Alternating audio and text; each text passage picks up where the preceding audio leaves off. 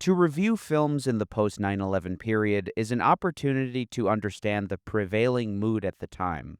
Their impact can be measured, albeit imperfectly, by their box office performance. Movies are, of course, a more popular medium than journalism, where reporters and columnists offer analysis and commentary. With film, the plot can serve as a vehicle for criticism and commentary, with potentially an enormous reach that can span the globe. Savvy filmmakers are often rewarded financially when they tap into contemporary sentiments. Villains were almost invariably motivated by greed and megalomania. The root causes of ire against the United States were obscured and ignored. Other than greedy criminals, there were the insane, the extraterrestrial, and the supernatural. The attacks on September 11th had an immediate effect on film. A number of movies that were slated for release had to be altered, as well as their trailers and advertisements. A teaser for Spider-Man was pulled, which featured bank robbers being caught in a web between the Twin Towers. In Lilo and Stitch, a hijacked 747 airliner was changed into an alien spacecraft. Warner Brothers pulled all advertising for Collateral Damage starring Arnold Schwarzenegger. Sofia Vergara was cut from the film entirely as she was to play an airline hijacker. The film's release was delayed from October 2001 to February 2002. As a pre-9/11 film, the antagonists, who are Colombian rebels, are incensed with American military campaigns and covert operations in the country. As long as America continues its aggression in Colombia, we will bring the war home to you, and you will not feel safe in your own beds. Colombia is not your country. Get out now. This framing of terrorism being a reaction to American foreign policy became taboo following 9/11. A frequent stand-in for terrorists were aliens. Steven Spielberg's War of the Worlds, released in 2005, is his iteration of a 19th century science fiction novel. The film is noteworthy for its references to September 11th. In fact, Spielberg just recently revealed that the 9/11 attacks drove him to make the film. 9/11 affected me in a very profound way, and I wanted to find some metaphor for 9/11, and that's why I resurrected War of the Worlds. Tom Cruise plays a docker who works in Brooklyn and lives in New Jersey. Divorced, he shares custody of his 2 kids with his ex-wife, who unknowingly drops them off before an alien invasion. What is it? Is it terrorists? The scenes of fleeing people and the dust that covers them unmistakably mirrored the scenes from Ground Zero. What else would flaming jet engines, fuselage, and landing gear evoke in an audience less than 4 years after 9/11? Upon seeing National Guard soldiers, the protagonist's son angrily calls for revenge. We get back at them! That's what we do! Flyers for missing people resemble those that were seen in Lower Manhattan in the days after the towers fell. The movie ends in a victory for humanity.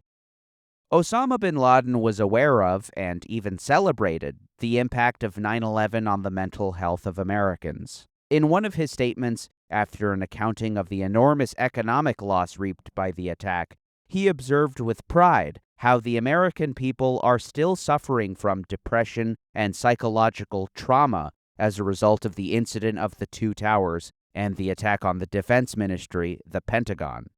More than 9/11, fears of a follow-up attack or a chemical or even nuclear attack by rogue states aligned with al-Qaeda were stoked by the news media, a fear that the Bush administration took advantage of. We cannot wait for the final proof, the smoking gun that could come in the form of a mushroom cloud.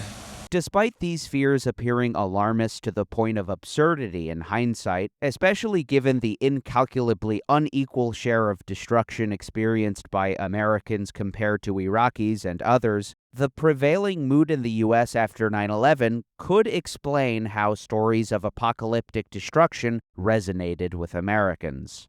In Sidney Pollack's The Interpreter, also released in 2005, the U.S. Secret Service fails to stop a terrorist attack. reminiscent of the real-life intelligence failure of September 11th.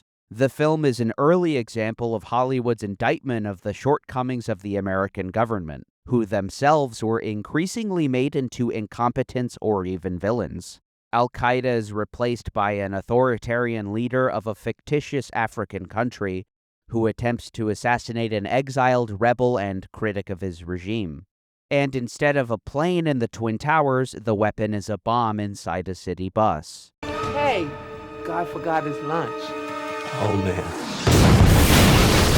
Christopher Nolan's post-9/11 adaptation of Batman, called Batman Begins, shows the titular character fighting a depraved criminal enterprise. The ship was carrying a prototype weapon. It's a microwave emitter. It uses focused microwaves to vaporize the enemy's water supply. Wayne learns that criminals have stolen a microwave emitter from a cargo ship.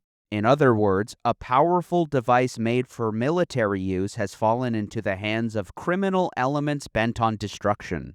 A similar prospect was repeated by reporters and politicians in the years after 9/11, namely the possibility of chemical, biological, or nuclear weapons from Pakistan, Iraq, or Iran falling into the hands of terrorist groups. The villain poisons Gotham City's water supply with a chemical agent that induces psychosis. The microwave emitter now has a purpose: to vaporize the city's water in order to disperse the toxin, certainly a weapon of mass destruction.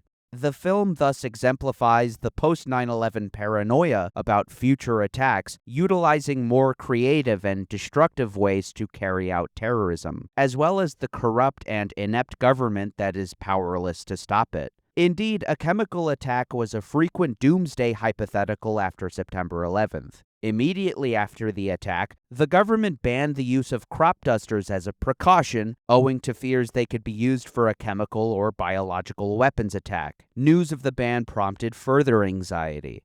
The scenario of a chemical weapons attack was made all the more real, with letters containing anthrax being mailed to news agencies and senators beginning just a week after 9/11. 5 were killed. A 2004 New York Magazine article recalled the paranoia of the period. Wherever we go, we see how easy it would be for a terrorist to cause serious harm. A bomb left in a Times Square trash can. A man with a heavy backpack moving through a crowded subway car. A van stuffed with explosives entering the Midtown Tunnel. This is part of how we experience the city now. But if it seems so easy, why hasn't it happened? That's the question that obsesses us. Quoting Dr. Irwin Redlener, head of Columbia University's National Center for Disaster Preparedness, we still have no idea who was responsible for anthrax after 9/11. How that could elude very smart people to this day is a very troubling sign of what could happen in New York. Jim Garrity wrote for National Review, "Terrorists of any stripe haven't managed anything even remotely on the scale of 9/11. There have been plenty of failed or intercepted attempts. The shoe bomber on American Airlines Flight 63, the Fort Dix 6, the Times Square bombing plot, the underwear bomber on Northwest Airlines Flight 253. Similarly, the plot to destroy Gotham City in Batman Begins is thwarted. Flight Plan was also released in 2005 and centers on a complicated plot to hold a plane hostage with a bomb on board. The villains, an air marshal and his stewardess accomplice, kidnap a young girl and convince the crew and passengers that she doesn't exist and her mother is insane. The plan is to explain to the captain that, actually, she is a criminal who seeks a large wire transfer and she won't free anyone until the money is sent. In reality, the money will be sent to the villainous duo. The motive is therefore greed and not ideology. Their final planned act is to detonate the explosive to kill the mother and daughter, but the mother prevails and instead kills her captor with the bomb. In Superman Returns, the hero's arch-nemesis Lex Luthor seeks to use kryptonite to create his own island that would destroy large swaths of the globe, killing billions of people. Post-9/11 villains hatched truly apocalyptic plans, utilizing enormously powerful weapons. Indeed, villains seemingly became more powerful than ever before.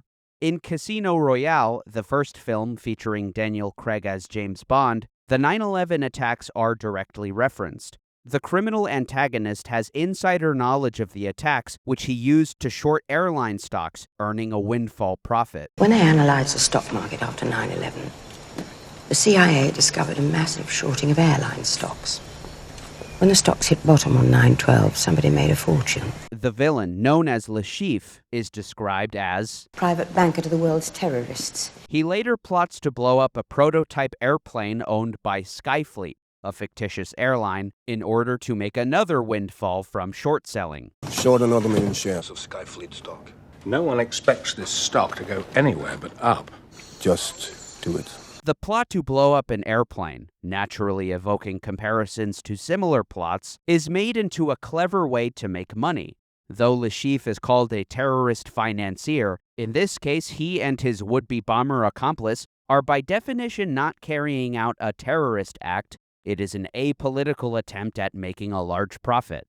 World Trade Center is one of the few dramas that takes place on September 11th, telling the story of police officers at Ground Zero. Directed by Oliver Stone, the film grossed some $160 million on a $60 million budget. A very decent profit considering the modest or even poor performance of movies centered on 9/11. Just 5 years after the attack, the film shows the North Tower burning, chaotic scenes inside the World Trade Center, followed by the collapse of the towers on top of the protagonists. The collapse takes place less than a half hour into the 2-hour-long movie. The rest of the film shows the trapped officers and their struggle to get out. Today, nearly 25 years after 9/11, these scenes evoke images from other conflicts that have taken place since. With the advent of social media, the burying of Palestinians under the rubble of destroyed buildings has been well documented. Countless videos exist, which have been seen by millions, of dead bodies, including children, being pulled from the wreckage of shattered homes. After 9/11, a frequent question that was asked rhetorically among private citizens and public officials was, why? Why do they hate us and why would they do this? When Shamil Basayev, a leader of the Chechen insurgency, traveled into Russian territory and took women and children hostage at a maternity hospital, he explained the attacks as bringing the war home. As he would have described it, not a single shot had been fired on Russian soil, and the warfare and destruction had taken place only in Chechnya. Similarly, the Gulf War and the ensuing sanctions on Iraq affected only Iraqis, and Americans had the privilege of being completely separated from a war of which their country was a belligerent. Their military traveled far away while their citizens lived in comfort. There are also the wars in which America doesn't directly participate in, but provides material and diplomatic support for. The number of destructive military campaigns waged by Israel with American weapons are legion. As I've said elsewhere, it was the felling of high-rises in Beirut in 1982 that bin Laden said was the moment he wanted to see towers felled in America. And in his words, Americans would not know peace until there was peace in Palestine.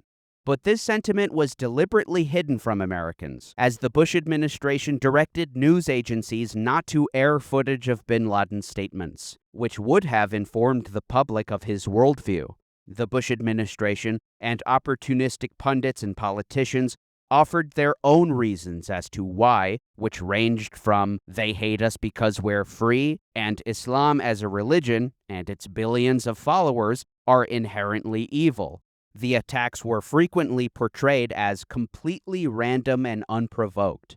I would wager that many of those watching around the globe would have remembered the many destructive wars perpetrated and supported by the United States, especially in the Middle East. This is not to justify the events of September 11th, of course, but as someone who has a lifetime of familiarity with post-9/11 discourse in America, I found the answers to the question of why to be weak and, at worst, dishonest. United 93 was released the same year, amid a spike in 9/11-themed dramas. The film showed a modest performance at the box office, grossing nearly $80 million against a less than $20 million budget. The film, directed by Paul Greengrass, begins with the hijackers of United Airlines Flight 93, after which the film is named. The opening shot is Ziad Jarrah reading the Quran. Not surprisingly, there is no moment in the film where the antagonists discuss their political motivations or ideology, and so the only evidence of their motivation given is their reading the Quran. Thankfully, a number of the real United 93 hijackers recorded their last will and testament prior to the attacks. The film depicts the moment that the Boston Air Traffic Control Center loses contact with American Airlines Flight 11, the first hijacked plane. Hey, Greg. Try American 11 again, see if he's on your frequency, if it came back to. American 11, Boston Center, how do you?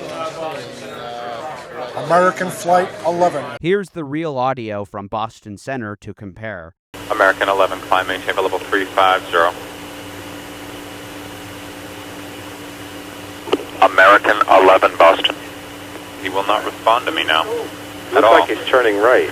The film features a transmission from Mohammed Atta telling passengers to be quiet. 3622 Tango, Roger. They said something about taking over the cockpit, stay calm. We're going back to the airport. I have no idea who it was. I think we have a hijack situation.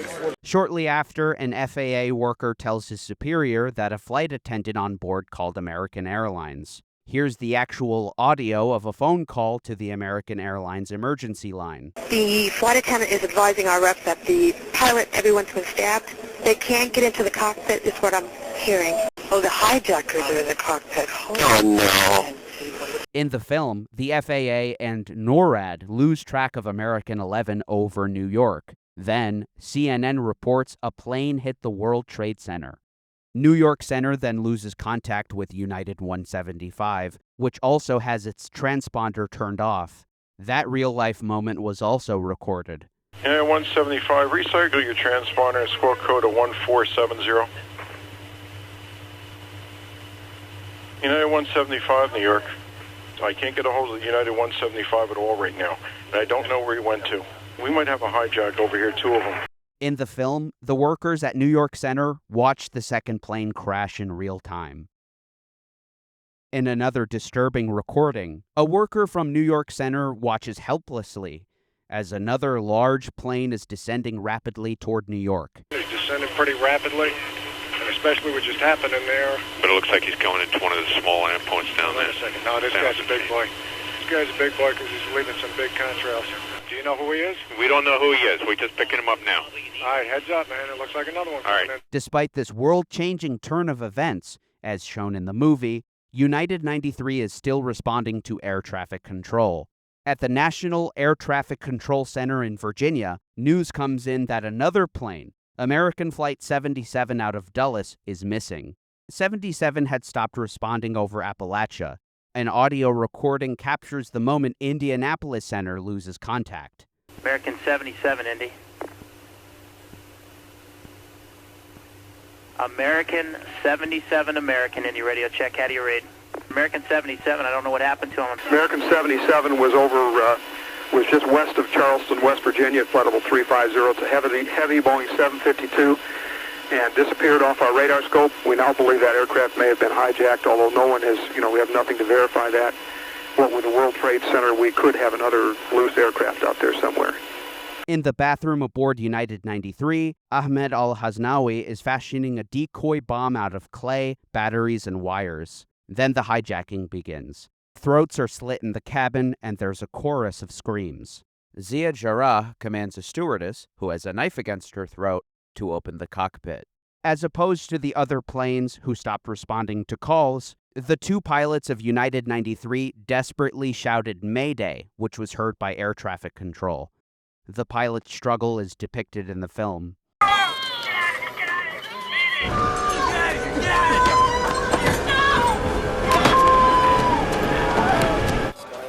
Tom, we started to scream and somebody said, "Get out of here, get out of here."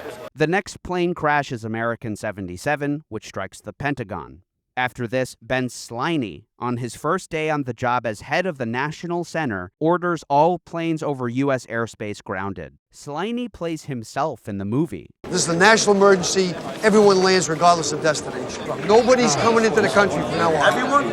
Everyone. Take a moment. Think about this. We're going to shut down the entire country right now? That's right. Listen, we're at war with someone. And until we figure out what to do about it, we're shutting down. That's it. We're finished. Passengers aboard United 93 make phone calls to loved ones, where they learn that 2 jets had flown into the Twin Towers. 2 planes hit the World Trade Center. 2 planes hit the World Trade Center, tell the stewardesses. Lizzie. Lizzie, not the Trade Center, right? Lizzie, but the into the Pentagon. Reality sets in for passenger Tom Burnett. They are not going to take us back to the airport. I don't think there's any other option we have. If we're going to die, we're going to die. They're flying this into a building. We got to do something. In a heart-wrenching moment, Burnett tells Sandra Bradshaw, a terrified stewardess, to gather weapons in what will be a desperate attempt to fight their captors. Get every weapon you can. Get whatever we can use as a weapon. What are we gonna do? We'll figure that out, but get every weapon we can. One difficult scene shows a woman, certain of her sealed fate, saying goodbye to her family. We take us all out. I just love you more than anything. Know that. Please tell my family I love them too. Bye, honey. The sequence of doomed and defeated passengers saying goodbye is, appropriately, long and painstaking. In an echo to the tense moment before the hijackers decide to spring into action, the passengers muster the courage to rise out of their seats. The passengers neutralize the hijacker with the decoy bomb, proving the device is fake. There's now nothing separating the passengers from the hijackers other than the locked door of the cockpit. They ram it with a beverage cart. It's at this moment that Jarrah realizes the end is nearing, sooner than he had hoped. He plunges the aircraft into the ground in Somerset County, Pennsylvania, some 150 miles from Washington. Reign Over Me was a more typical performance of dramas whose plots involved 9/11. The movie grossed more than $20 million against a $20 million budget. It stars Adam Sandler in a serious role, a man who lost his entire family on September 11th. They were passengers aboard one of the hijacked planes. Despite the fact that making a film about victims of 9/11 is an inherently political act, the film could have been forgiven for its seemingly apolitical depiction of immeasurable loss. Sandler's character is tormented by his grief to the point of madness. Seeking an escape from the misery, he rekindles a friendship with his college roommate, as they knew each other at a time before he ever met his wife. In this journey back to his youth, he and his old friend play video games and watch movies, reminding them both of a period when they had no responsibilities. But his friend begins to feel like he has a responsibility to help him, and he tries to get him seen by a therapist. His breakthrough in finally opening up about his loss is captured in an emotional scene. However, in the latter end of the film, the politics of the war on terror are disappointingly present. In a montage, his traumatic wounds are reopened with news reports reminding him of terrorism. What's worse, his television shows a demonstration in Iraq, with the news reporter audibly declaring that it was just another chapter in the long war on terror. While brief, the inclusion of this broadcast legitimizes the invasion of Iraq. It draws a connection between the grief experienced by the lead character, whose family died on 9/11, with a demonstration in Iraq where men are shown burning the American flag. 2008 sees the release of Cloverfield, directed by Matt Reeves. The story revolves around a reptilian monster that destroys New York, with unmistakable references to 9/11. The movie is shot and edited in a found footage style, as if the audience is viewing the final hours of the cameraman. While at a party, the ground suddenly shakes and all the city's lights go out. Possible earthquake in Lower Manhattan. Next, there's a large explosion. Smoke is seen billowing from buildings in Lower Manhattan. Some film critics found the allusions to 9/11 to be crude or distasteful. The scene showing panic-stricken citizens taking shelter in a convenience store as dark smoke engulfs the building is a shot-for-shot dramatization of a video shot by a journalist who took cover in a store on 9/11. The monster was apparently conceived by J.J. Abrams, who produced the film. He told Time magazine, "Stories in which the destruction of society occurs are explorations of social fears and issues that filmmakers, novelists, playwrights, painters have been examining for a long time. The theory of attack became the reality of attack 7 years ago. It's no coincidence that so many stories are being told that grapple in different ways with us versus them. With Cloverfield, we were trying to create a film that would be entertaining and, as a byproduct of the subject matter, perhaps be a catharsis. We wanted to let people live through their wildest fears, but be in a safe place where the enemy is the size of a skyscraper, instead of some stateless, unseen, cowardly terrorist." The Dark Knight, Batman's next villain, was revealed at the end of the first of Christopher Nolan's trilogy. The Joker represents a dangerous criminal mastermind whose appetite for destruction, or worse yet, his imagination, knows no bounds. One of the few book-length studies on the impact of 9/11 on film is Tom Pollard's Hollywood 9/11: Superheroes, Supervillains, and Super Disasters. Pollard was a professor of social sciences at National University. Post-9/11 Hollywood villains, he writes, often resemble popular conceptions of a depoliticized Al-Qaeda. The Joker takes sadistic pleasure in forcing passengers in 2 ferry boats to blow each other up. This character represents media stereotypes of Osama bin Laden and other Islamic terrorists as consummately evil for no apparent reason. However, unlike jihadists who employ terror tactics to combat the Great Satan, the Joker terrorizes not because he seeks political or even financial gain, but simply because some men just like to watch the world burn. The Joker makes clear that he's not interested in money in a famous scene where he burns millions of dollars in cash. The movie also includes commentary on the ensuing war on terror and the Patriot Act. Bruce Wayne's trusted CEO of Wayne Enterprises expresses his disapproval of Batman's feverish attempt to find the Joker, which involves a virtual panopticon of surveillance of the entire city. In this exceptional and high-stakes scenario, Fox yields to Batman that, just this once, he'll use the technology, as it's a necessary evil. Similarly, Batman is moved to torturing the Joker in order to extract information on 2 hostages with bombs strapped to their chests. It's a typical hypothetical scenario put forth by those who defend the use of torture by the American intelligence community and military.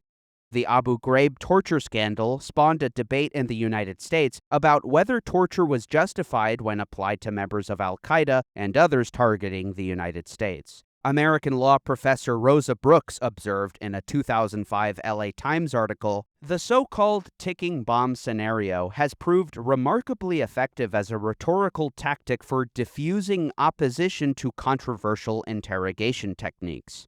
In this imaginary scenario, the interrogator is no sadistic thug, far from it. He's a patriot and a hero who turns to torture only with vast reluctance and only for the greater good." Rather than being effective, however, a professor at the U.S. Army Command and General Staff College concluded the torture of suspects at Abu Ghraib did not lead to any useful intelligence information being extracted. The abusers couldn't even use the old ends justify the means argument because in the end, there was nothing to show but a tremendous propaganda defeat for the United States.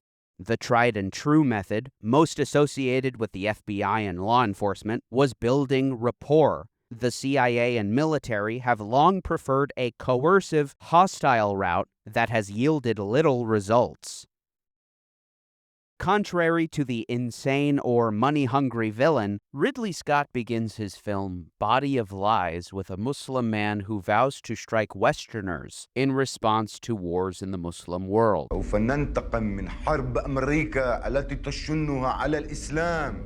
Afterward, a police raid on a cell in Manchester ends disastrously, as the men inside detonate an explosive that destroys the building. Shortly after, CIA agents are shown beating a restrained and gagged man with a cricket bat, to death it turns out. The plot follows these agents as they attempt to locate the man from the beginning. The character's name is Al-Salim, and he commands al-Qaeda cells in Europe. The ringleader of the 9/11 hijackers is mentioned in the film when discussing a purported insurgent safe house in Jordan. These boys drink alcohol, they chase girls, they smoke hash. What did Mohammed Atta, right? It's takfir methodology. The film's lead becomes station chief in Amman, where he meets with the head of Jordanian intelligence. The character is based on a real-life Jordanian spy chief. Former CIA Director George Tenet sang his praises, along with Jordanian intelligence generally. Washington Post columnist David Ignatius asked him if any foreign intelligence services had been especially helpful against al-Qaeda,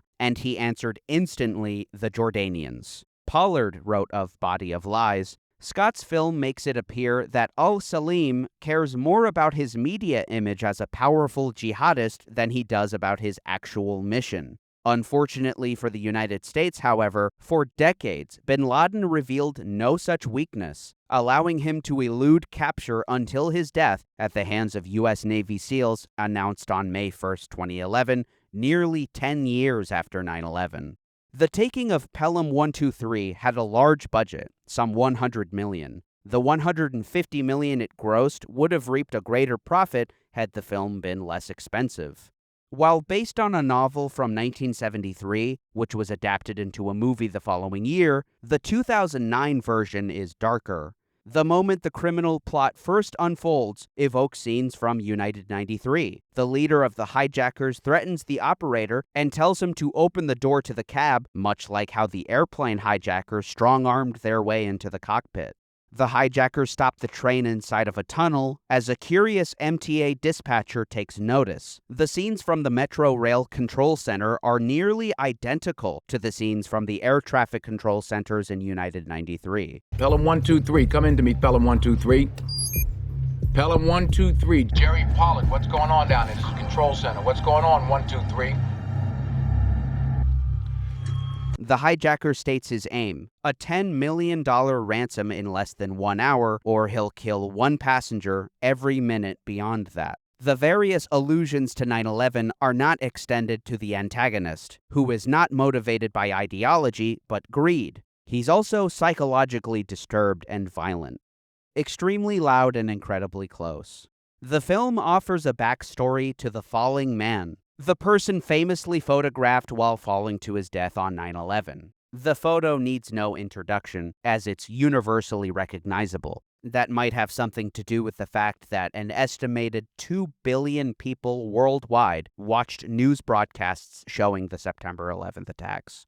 The film begins with a father who sends his autistic son on an elaborate scavenger hunt. He hopes that his subsequent interactions with strangers will force him to socialize. The two share an especially close bond, generating an uneasiness over what's to come. Like the falling man photograph, another haunting relic of the day is referenced. His answering machine plays recordings of the last words of the boy's father. Many such recordings survive online and in countless documentaries. A year later, in his father's absence, he creates his own treasure hunt. This time, a quest to find the lock that a key in his dad's closet opens. As his dad had hoped for with his first expedition, this new journey amounted to exposure therapy. Interspersed with his fear of disturbing noises and crowds are the reminders of what he calls the worst day, including towers and planes. At one point, he brings his grandpa over to his house to look at photos of a man falling from the Twin Towers in an attempt to identify his late father. He plays all 6 messages left by his dad on an answering machine for his grandfather, who is horrified and doesn't want to hear them. Finally, the boy learns that the key opens a safety deposit box. The vase that the key was in was bought at an estate sale. His father had no personal connection to the key or the contents of the box that it opened. In a moment of profound guilt, he confesses that he was present when his father called, but he couldn't muster the strength to pick up the phone. In real time, he heard his father calling out to talk to him, while on live television, the North Tower collapses, disconnecting the call. Distraught at the disappointment with the result of his quest and the trauma he had just relived, the boy runs crying and imagines his father falling from the tower as it collapses. There is to be no resolution, no end of the road where his father communicates with him again in some way.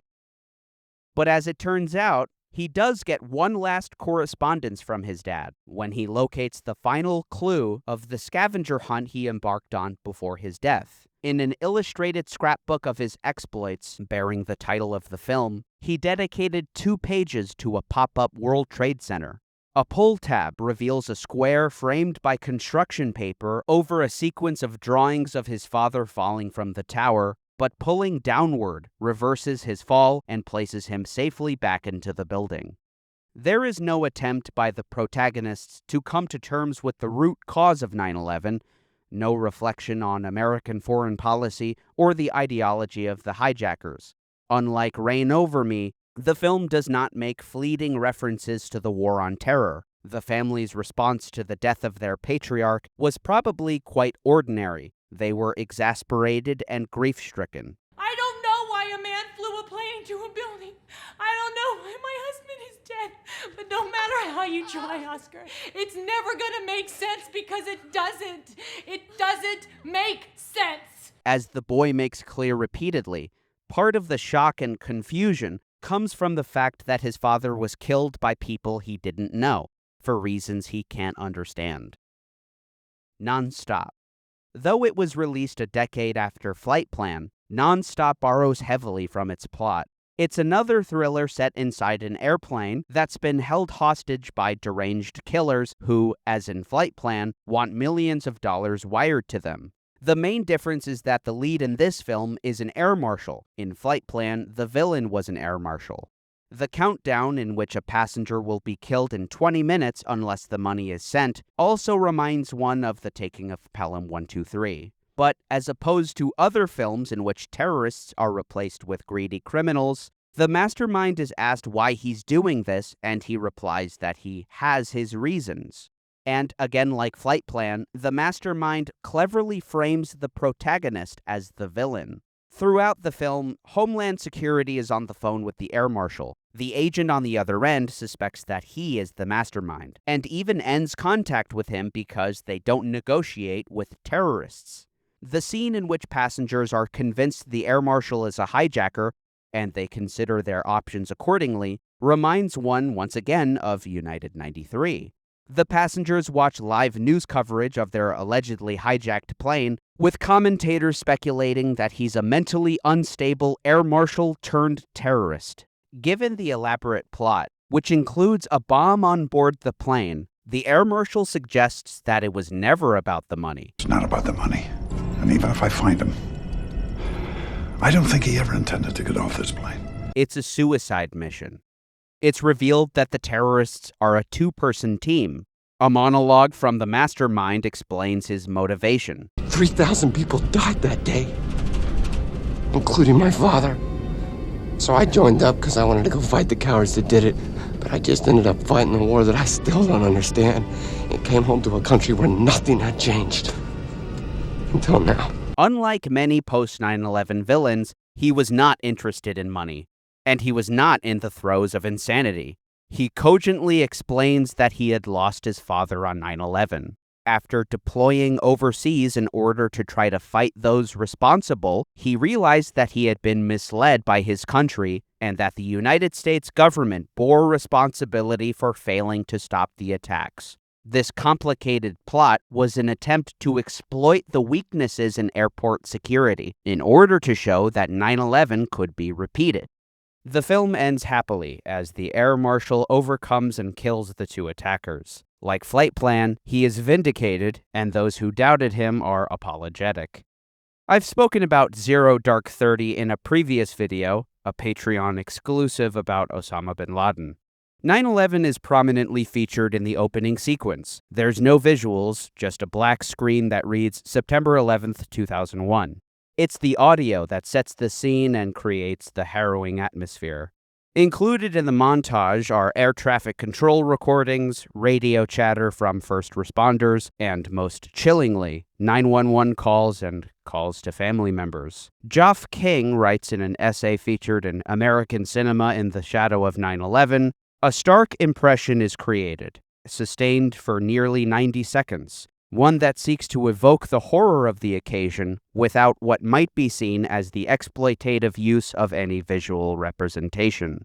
At least 2 families criticized the filmmakers for including recordings of their loved ones: the family of American Airlines flight attendant Betty Ong and equities trader Bradley Fetchett, who worked in the South Tower of the World Trade Center. Ong's family said, unlike other productions, the Zero Dark 30 film crew did not ask their permission. They had previously been asked when numerous other documentaries were made about 9/11. Ong's family specifically decried the film's depiction of torture as well, probably the most controversial aspect of the film. King continues, the initial evocation of 9/11 and the representation of further attacks functions effectively in the film to imply a justification for the torture of detainees, part of the purpose of which is presented as seeking to prevent upcoming bombings, and for the general mission that increasingly comes to narrow down to the hunt for bin Laden. The lengthy torture scene that follows the initial heart-rending sequence, committed by protagonists that the viewer is encouraged to be sympathetic with, earned the film considerable criticism. Upon the film's release, the acting CIA director Michael Morrell said in a statement to agency employees that the film takes significant artistic license, while portraying itself as being historically accurate. He gave a number of examples in which the film departs from reality, including creating the strong impression that the enhanced interrogation techniques were the key to finding bin Laden. That impression is false. PBS's Frontline covered the movie in detail, including how the Central Intelligence Agency put their full weight behind the film. Frontline spoke to a number of highly skeptical journalists who covered the story. They also interviewed Dianne Feinstein, who then chaired the Senate Intelligence Committee. Feinstein says she walked out of the theater. I walked out of Zero Dark 30, candidly. We were having a showing, and I got into it about 15, 20 minutes and left. I couldn't handle it because it's so false. Waterboarding KSM 183 times did not work. And essentially, by the CIA's own standard of why they did this, they did not receive otherwise unavailable, actionable intelligence.